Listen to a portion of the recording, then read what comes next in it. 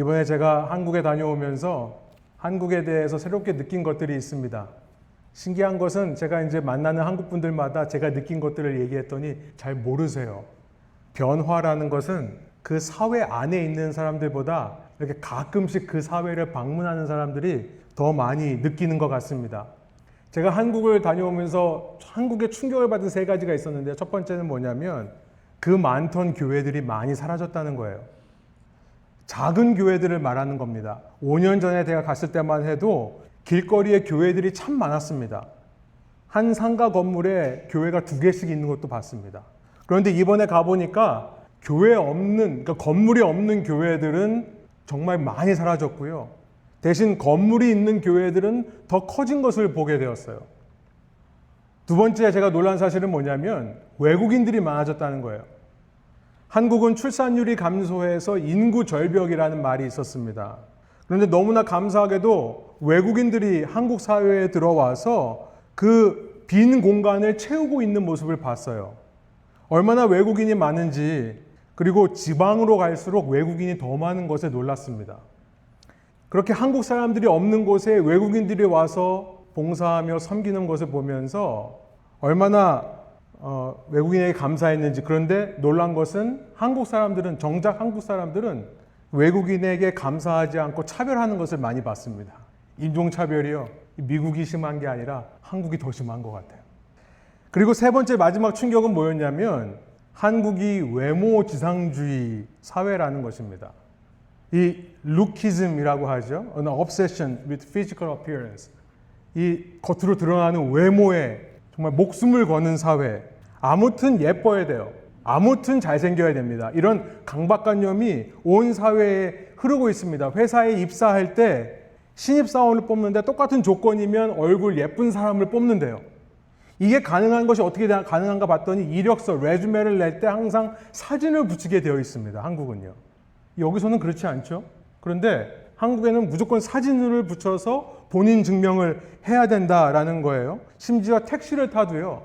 제가 택시를 몇 번 타고 돌아다닐 일이 있었는데 택시 기사님의 비즈니스 라이센스에 택시 기사님 얼굴이 사진 찍혀서 붙어 있습니다. 미국에서는 정말 보기 힘든 장면인 것 같은데요. 한국 분들은 너무나 당연하게 여깁니다. 사진이 있어야 본인 인증이 된다는 거예요. 본인이 본인인지를 알 수 있다는 거죠. 문제는 사진이 있어서 오히려 본인 인증이 어렵다는 사실이에요. 택시를 탔는데 그 사진에 있는 얼굴과 이 운전사의 얼굴이 너무나도 다르니까 제 마음속에 내가 납치되나라고 하는 쓸데없는 불안감들이 괜히 생겨나더라는 것입니다. 그렇게 외모 지상주의이다 보니까 나이 드신 분들이 나이 들어 보이지를 않습니다. 정말 놀라워요. 염색은 기본이고 온갖 시술들을 다 하시는 모양이에요. 제가 정말 한국에 가서 충격받고 상처받고 이 마음의 상처라고 그러죠. 마상이라고 그러더라고요. 실망했던 것은 뭐냐면 이게 세 번째 충격이 저한테 가장 큰 충격이었는데요. 20, 30대 젊은이들이 저를 보고 아버님이라고 부르더라고요. 정말 충격을 받았습니다. 병원에서도 20, 30대로 보이는 젊은 간호사분이 저보고요. 아버님 이리로 오시죠. 그래. 식당에 갔는데요. 가게 종업원도 아버님 제가 계산 도와드리겠습니다. 이러는 거예요. 다들 염색하는 세상 속에서 저처럼 염색 안 하는, 그래서 머리가 휘어진 사람은 당연히 나이 든 사람이라는 이런 인식과 편견과 선격 때문에 저의 이 젊은 얼굴을, 동안의 얼굴을 알아보지 못하게 된 겁니다. 웃자고 하는 이야기예요. 하나님께서는요, 결코 외모를 보시는 분이 아니십니다. 너무나 감사하죠. 하나님은 우리의 마음의 중심을 보시는 분이시다라고 말씀합니다. 사무엘상 16장 7절이에요. 나는 사람이 판단하는 것처럼 그렇게 판단하지는 않는다. 사람은 겉모습만을 따라 판단하지만 나 주는 중심을 본다. 제가 예전에는 이 말씀이 성경에서 가장 제가 사랑하는 말씀 중에 하나였는데요. 나이 들면서 이 말씀이 조금 부담스러워집니다. 외모를 보지 않는다고 해서 외모에 자신 없는 제가 굉장히 은혜를 받았었는데요. 근데 이제 중심을 본다는 말이 신경 쓰기 시작하는 거예요. 나는 얼굴도 못생기고 마음도 못생겼으면 어떡하나 라고 하는 생각을 하게 되는 거죠. 하나님은요, 마음을 살피시는 하나님이라고 말씀하세요. 구약만이 아니라 신약, 데살로니가전서 2장 4절이라든지 계시록 2장 23절에서도 나는 사람의 중심을 본다라는 말씀을 하십니다. 그런데 사람은 눈에 보이는 외모로 판단하는 것입니다. 그래서 우리는 이런 말을 하죠. 저 사람이 인상이 좋니 안 좋니. 이 관상이 그 사람의 삶을 드러내느니 안 드러내느니. 또 뭐 첫눈에 반했다느니. 막 이런 얘기를 하는 거죠. 다 외모를 보고 하는 말들이 아닙니까? 그보다 우리는요, 마음을 봐야 되는데, 마음을 보기 위해 그의 말과 행동을 오랫동안 지켜봐야 하는 것인데요. 그냥 외모만 보고 어디 저한테 아버님이라고 하는지. 특별히 성경의 하나님을 믿는 사람들이라면 더더욱 마음을 신경 써야 되겠습니다. 어느샌가 우리는요, 우리의 마음을 방치한 채로 그냥 두고 사는 것 같아요.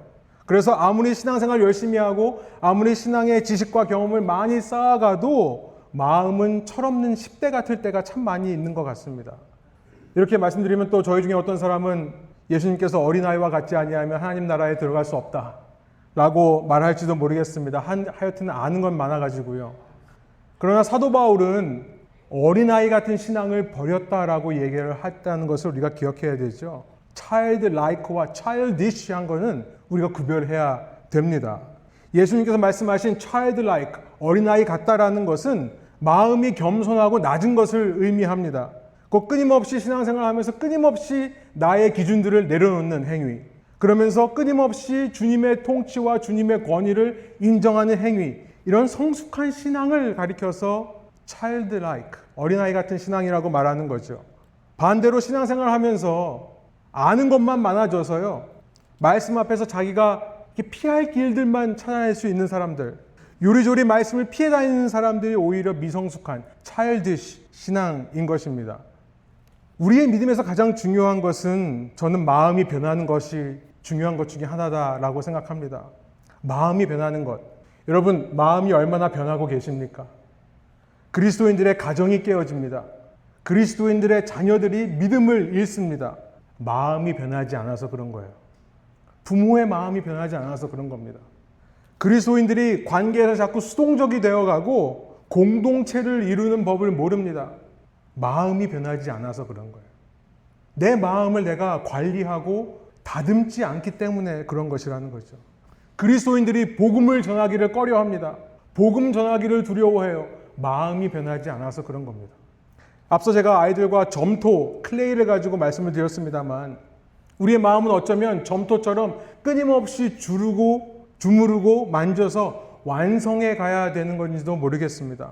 그런데 그 빚는 일을 어느샌가 멈춰버리고는 그대로 굳어져서 나의 생각과 성향과 행동까지도 굳어져 버려서 아무리 주님께서 말씀을 외치셔도 이스라엘 유다처럼 귀에 말씀은 듣지만 들리지도 않고 들려도 순종하지도 않는, 결국 낭떠러지로 가고야 마는 인생이라면 여러분, 이제라도 우리가 돌이켜서 회개하여서 어린아이와 같은 낮은 마음으로 구해야 할 것입니다. 주님, 제 마음을 좀 바꿔주세요. 복음이란 성경에서 말씀하시는 복된 소식, 좋은 소식, 굿 뉴스란 무엇이냐면 언제든지 우리가 그런 마음으로 주님 앞에 서기만 하면 주님께서는 자비로우시고 은혜로우셔서 우리의 죄악을 기억하시지 않는다는 거예요. 우리 같으면 그렇게 나를 배신하고 나를 모른 척하던 무시하던 사람들이 마음을 돌이킨다고 받아줄 것 같지 않은데요. 하나님은 그럼에도 불구하고 우리를 향해 마치 기억을 못하시듯이 우리 안에 새 일을 행해 주신다는 것이 복음의 메시지죠. 예레미야가 31장 31절에서 그 복음을 외치기 시작하는 것입니다. 그때가 오면 내가 이스라엘 가문과 유다 가문에 새 언약을 세우겠다. 나 주의 말이다. 이것은 내가 그들의 조상의 손을 붙잡고 이집트 땅에서 데리고 나오던 때에 세운 언약과는 다른 것이다. 내가 그들의 남편이 되었어도 그들은 나의 언약을 깨트려 버렸다. 나 주의 말이다. 33절 다시 한번 한 목소리 읽어볼까요? 그러나 그 시절이 지난 뒤에 내가 이스라엘 가문과 언약을 세울 것이니 나는 나의 율법을 그들의 가슴 속에 넣어주며 그들의 마음판에 새겨 기록하여 나는 그들의 하나님이 되고 그들은 나의 백성이 될 것이다. 나 주의 말이다. 이 말씀을 읽어보면요, 마치 주님이 이전 일들을 기억 못하시고 다 잊어버리시는 것 같아요. 지금 이스라엘은 하나님의 신부로서 남편을 떠나 다른 남자와 다른 우상과 바람을 핀 존재였다고요. 그렇게 하나님과의 언약을 깨트려 버렸다라고 말씀하실 정도로 하나님과의 약속을 어긴 사람들인데, 주님께서는 그들이 돌이키기만 하면, 아니 그들의 마음속에 조금이라도 바뀌고자 하는 마음이 든다고 한다면, 주님께서는요 그 깨진 언약 대신에 얼마든지 새 언약을 세워주시겠다라고 말씀하시는 하나님이시라는 사실이에요. 그리고 그 일은 이제 돌판이 아니라 우리의 마음에 직접 말씀을 새기고 기록하셔서 이루는 것이라 말씀하시는데요. 이전 약속, 구약의 시대의 약속은 돌판에 기록된 10계명을 중심으로 해라, 하지 마라라는 식의 법이었다면, 이제는 마음 자체가 변해서요, 해야 될 일들을 바라보면 우리 마음속에 하고 싶은 기쁨이 생기는 겁니다. 하지 말아야 될 일들을 보면 우리 마음속에 하고 싶지 않은 미운 감정들이 드는 것이죠. 바로 이 일을 위해 예수 그리스도께서 오셔서 우리를 대신해 죽으셨고 부활하셔서 우리에게 성령을 부어주신 것이죠. 누구든지 성령이 그 안에 머무는 사람은 마음이 바뀌는 것인데요. 성경이 이렇게 말씀하십니다. 우리가 지난 시간에 로마서 8장 26절 나눴었는데요. 오늘 26절과 27절까지 나누도록 하겠습니다. 이와 같이 성령께서도 우리의 약함을 도와주십니다. 우리는 어떻게 기도해야 할지도 알지 못하지만 성령께서 친히 이루 다 말할 수 없는 탄식으로 우리를 대신하여 간구하여 주십니다. 그러면서 27절에 이렇게 말씀하세요. 사람의 마음을 꿰뚫어 보시는 하나님께서는 성령의 생각이 어떠한지를 아십니다. 성령께서 하나님의 뜻을 따라 성도를 대신하여 간구하시기 때문입니다. 27절을 좀 더 쉽게 Easy to Read Version이라는 ERV라는 성경 번역이 있어요. 이렇게 번역하는데 제가 한국말로 한번 번역해 봤습니다. 하나님께서는 우리의 깊은 생각까지도 이미 아십니다. 그리고 그는 성령께서 하시는 기도를 이해하십니다. 왜냐하면 성령께서는 하나님께서 원하시는 바와 일치하게 우리를 위해 간구하시기 때문입니다. 이게 무슨 말이냐면요, 앞서 26절에서 우리는 연약하여서 기도할 수 없다라는 말씀을 했었어요. 그런데 우리가 기도할 수 없을 그때에도 성령은 우리를 대신해서 기도를 해주시는데, 문제는요, 그 기도의 내용이, 우리의 기도 내용이 하나님의 뜻과 맞을 때는 문제가 안 되는데, 일치할 때는 문제가 안 되는데, 우리의 생각과 하나님의 생각이 다를 때 문제가 되겠죠. 그런데 그렇다 하더라도 성령께서는 우리 입장에서 하나님의 뜻에 맞도록 우리를 위해 기도하신다는 겁니다. 여러분, 이것이 어떻게 가능하죠? 하나님의 뜻과 우리의 마음이 다른데 성령께서 그 다른 두 생각을 중재, 미디에이트 해주신다는 겁니다. 어떻게 해요? 어떻게 이것이 가능하죠? 여러분, 앞서 로마서 8장 앞부분에서 이런 말씀을 하셨기 때문에 이 중재하심이 가능해지는 건데요. 8장 5절에 이렇게 말씀합니다. 우리 한번 한 목소리 읽어볼까요? 육신을 따라 사는 사람은 육신에 속한 것을 생각하나 성령을 따라 사는 사람은 성령에 속한 것을 생각합니다. 우리 안에 오신 성령께서는요, 우리의 마음과 생각을 변화시켜 주시기 때문에, 그렇기 때문에 이것이 가능한 겁니다. 성령께서 우리와 하나님의 생각을 가운데서 중재하실 때 나를 위해 하나님 보고 하나님의 생각을 버리라고 하시는 것이 아니라요, 그렇게 하나님을 설득하는 게 성령의 역할이 아니라 우리의 마음을 하나님의 뜻대로 계속 바꾸어 가심을 통해 우리의 생각과 하나님의 생각을 이어주시는 노력을 하시는 분이 성령이라는 것을 말씀하시는 거예요. 여러분, 대표적인 예가 8장 15절에 있습니다. 로마서 8장 15절. 여러분은 또다시 두려움에 빠뜨리는 종살이의 영을 받은 것이 아니라 자녀로 삼으시는 영을 받았습니다. 그래서 우리는 그 영으로 하나님을 아빠, 아버지라고 부릅니다. 여러분, 성령께서 우리 안에 오셔서 우리의 마음을 바꿔주시는데, 그렇게 마음이 바뀐 자들이 입으로 어떤 고백을 한다고요? 하나님을 향해 아빠, 아버지라고 고백을 할 수 있다고요. 여러분, 이게 얼마나 말이 안 되는 말입니까? 여러분, 우리 중에 누가 제정신으로 하나님을 가리켜서 아버지라고 부를 수 있는 사람이 있습니까? 하나님을 아버지라고 부른다는 얘기는 내가 하나님의 아들이고 하나님의 딸이 된다는 얘기인데, 여러분, 사람의 아들은 사람, 개의 아들은 개, 하나님의 아들은 하나님이라는 얘기잖아요. 어떻게 제정신인 사람들이 하나님을 보고 아빠라고 부를 수 있냐고요. 여러분, 그래서 불신자들은요, 이런 얘기를 합니다. 믿지 않는 사람들은 뭐라고 얘기하냐면, 이 믿는 사람들은 집단 최면에 걸린 사람들이다라고 얘기를 해요. 집단 최면에 걸리지 않는 한 이런 얘기를 할 수 없기 때문에 그렇습니다. 정말 말도 안 되는 거예요. 그러나 성령께서 그 마음에 계신 사람들은요, 하나님께 기도할 때 아버지라는 말이 나와요. 하나님께 기도할 때 아버지라는 말이 나온다는 겁니다. 이것이 내 마음의 중심에서부터 터져 나와요. 그러면 이게 기적 중에 기적이라는 거죠. 나의 혼자 힘으로는 절대 할 수 없는 것. 불가능 중에 불가능입니다. 그러니까 누가 하시는 거예요? 내 안에 성령이 있다는 증거가 되는 겁니다. 성령께서 내 안에 계셔서 나도 모르게 내 마음을 한 부분을 바꿔주셨기 때문에 내 입에서 그 말이 나올 수 있는 거라는 거죠. 그렇다면요, 예수님을 모시고 나서 우리가 계속해서 힘써야 할 일은, 노력해야 할 일은 계속해서 성령의 지배를 받아 내 생각을 성령에 속한 생각으로 바꾸어가는 것이며 내 마음이 변화되도록 힘쓰는 일이 아니겠습니까? 나는 원래 이런 성향의 사람이니까 나 더 이상은 할 수 없어요. 나 그냥 내버려 두세요. 나 건들지 마세요. 나는 원래 이런 사람이니까 더 이상은 기대하지 마세요. 여러분, 이런 말을 할 수 없는 겁니다. 아니, 하면 안 되는 겁니다. 언제든지 우리는 성령께서 나의 마음을 바꿔주셔서 하시게 할 수 있음을 인정해야 돼요. 그러면 어떻게 말해야 됩니까?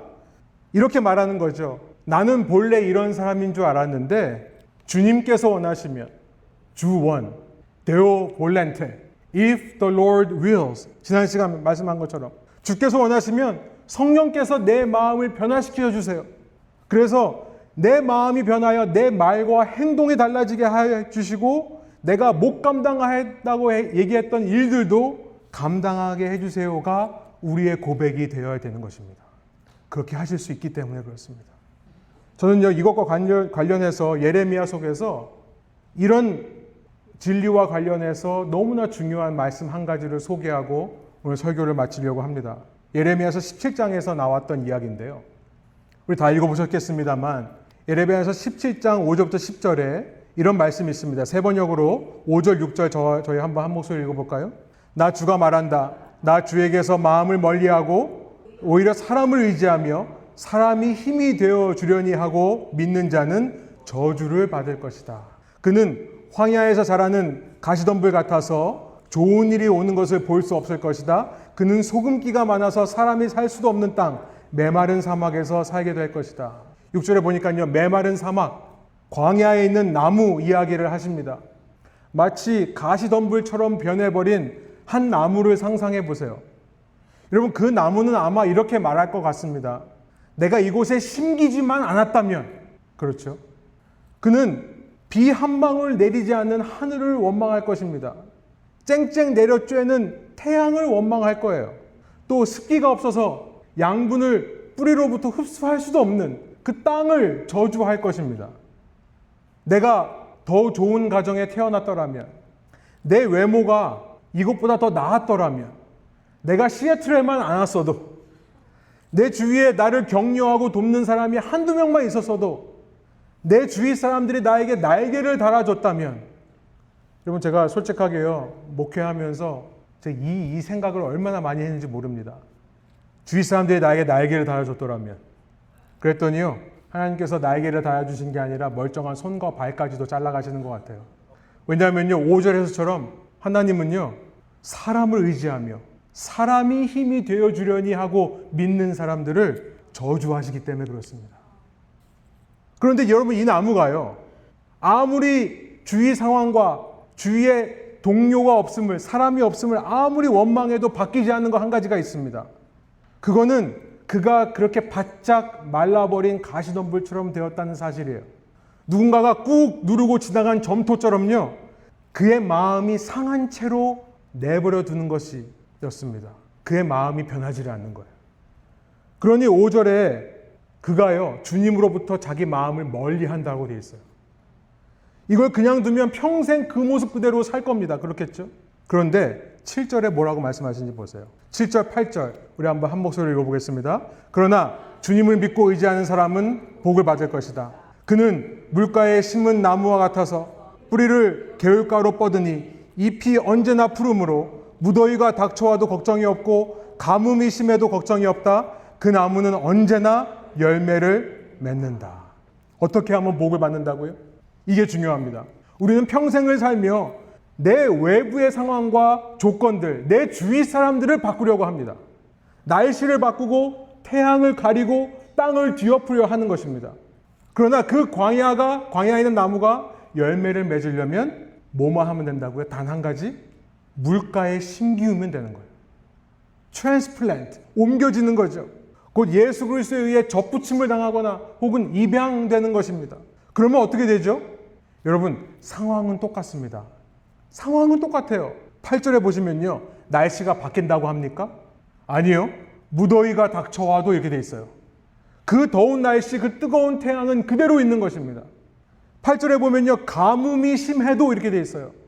여전히 하늘에서 비 한 방울 안 떨어지는 상황인 겁니다. 그런데도 그 나무는 걱정이 없다고 말씀하시는 거예요. 여러분, 예수님 믿으면요, 예수님 믿기 전과 믿음 후에 내 상황은 하나도 달라지지 않습니다. 영접하고 나서 영접하기 전과 후가 똑같아요. 똑같은 조건에서 삽니다. 그러나 완전히 뒤바뀌어 버린 것이 하나 있습니다. 그것이 뭐죠? 우리의 마음이에요. 9절부터 10절 이런 말씀이 있습니다. 제가 한번 읽어볼게요. 만물보다 더 거짓되고 아주 썩은 것은 사람의 마음이니 누가 그 속을 알 수 있습니까? 각 사람의 마음을 살피고 심장을 감찰하며 각 사람의 행실과 행동에 따라 보상하는 이는 바로 나 주다. 여러분, 이게 복음입니다. 우리의 마음은요, 만물보다 더 거짓되고 아주 썩은 마음이었습니다. 우리의 혼자의 힘으로는 결코 하나님을 향해 선한 생각을 품을 수 없어요. 우리의 악한 마음은 그대로 두면 영원히 변하지 않는 것입니다. 그러나 이제 각 사람의 마음을 감찰하시는 하나님께서 성령을 통해 그 마음을 변화시켜 주신다라고 말씀합니다. 그래서 10절에 보니까 심장이 감찰된다. 영어로 보니까요, test the mind. 저는 이것을 이렇게 번역하고 싶습니다. 마음이 연단된다. 히브리어 바칸이라는 말은 연단된다라는 의미가 있기 때문에 그렇습니다. 성령께서 우리의 마음을 연단시키셔서 열매를 맺게 하시는 겁니다. 곧 우리의 행동을 변화시키기 시작하는 거예요. 그로 인해 각 사람의 행실과 행동에 따라 보상하는 곧 주님께 심판이 아닌 구원을 얻는 복을 누리게 하시는 겁니다. 여러분, 마음의 변화가 바로 우리의 믿음의 현실인 것을 꼭 기억하시기 바랍니다. 지난 시간 나눈 대로 모든 고난은요, 바로 우리 안에 인내, 참 믿음을 연단하기 위한 도구인데요. 그런 일들을 통해 결국 주님께서 원하시는 것은 내 마음의 변화가 일어나는 것입니다. 상황은 변하지 않더라도, 내 주위 사람 안 바뀌어도 내 마음이 변하면 그게 복받은 겁니다. 그게 열매 맺는 비결이에요. 성령께서 하시는 일인데 이것은 내 노력 없이는 되지 않습니다. 끊임없이 내가 성령의 지배를 받도록 내가 주님 앞에 나아가 내 마음을 펼쳐 보여야 하는 노력이 필요하기 때문입니다. 성령께서 바꿔주실 거니까 나는 그냥 가만히 아무 일도 하지 않겠다. 이것은 말이 안 됩니다. 제가 비를 맞는 얘기를 말씀드리지만 성령의 비를 맞기 위해서는 내가 내 힘으로 비가 내리게 할 수는 없지만 최소한 비가 내릴 때 내가 집 밖에 나가는 노력은 할 수 있는 것입니다. 성령의 열매라고 하는 것은요, 성령께서 내 안에 맺으시는 열매인데요, 동시에 성령 충만하기 위해 내가 노력해야 되는 일이기도 합니다. 성령의 열매를 맺기 위해 사랑하는 노력, 작은 일 하나에도 기뻐하는 노력, 선한 일을 생각하고 선한 일에 함께 하려는 노력, 평안, 마음을 진정시키는 노력, 오래 참는 노력, 긍휼히 여기고 선을 행하는 노력, 신실하려는 노력, 온유하려는 노력, 그리고 절제하는 노력을 기울이는 것입니다. 그럴 때에 여러분, 세상에서 줄 수 없는 참된 기쁨과 소망을 붙드시는 저와 여러분 되기를 원합니다. 주님께서 성령을 통해 우리의 마음을 변화시킨다는 사실, 그것을 통해 세상이 줄 수 없는 기쁨과 감격으로 살아가시는 저와 여러분 되기를 소원합니다. 함께 기도하겠습니다. 이 시간 우리가 들은 말씀을 생각하시면서 함께 기도하시고, 제가 대표 기도하고 제가 축도함으로 예배를 마치기 원하는데요. 여러분이 주신 이 메시지 속에서 여러분들은 지금 이 시간 주님 앞에 어떤 여러분의 마음을 펼쳐 보이시기 원합니까? 성령께서 감동을 주시는 그 마음을 위해 기도하십시오. 주님, 내 안에 내가 열매를 맺는 비결은 상황이 바뀌어서가 아니고 사람이 바뀌어서가 아니고 주위 환경이 달라져서가 아니고 바로 이 시간 오늘 이 자리에서 내 마음이 조금이라도 변하기 시작하는 것, 성령께서 내 안에 변화된 마음을 허락하시는 것, 그것이 내가 열매 맺는 비결임을 알게 해주셔서 감사합니다. 성령 하나님, 이 시간 제가 바꾸기 원하는 마음이 무엇입니까? 깨닫게 하여 주시고 고백되어지게 하여 주시고 고백 위에 성령께서 역사하여 주셔서 내 마음에 조금씩 평안이 생겨나고 기쁨이 생겨나고 감사가 생겨나고 소망이 생겨나게 하여 주옵소서. 그런 마음으로 함께 조용히 기도하고 묵상하시면서 주 앞에 나가겠습니다. 함께 기도하시겠습니다.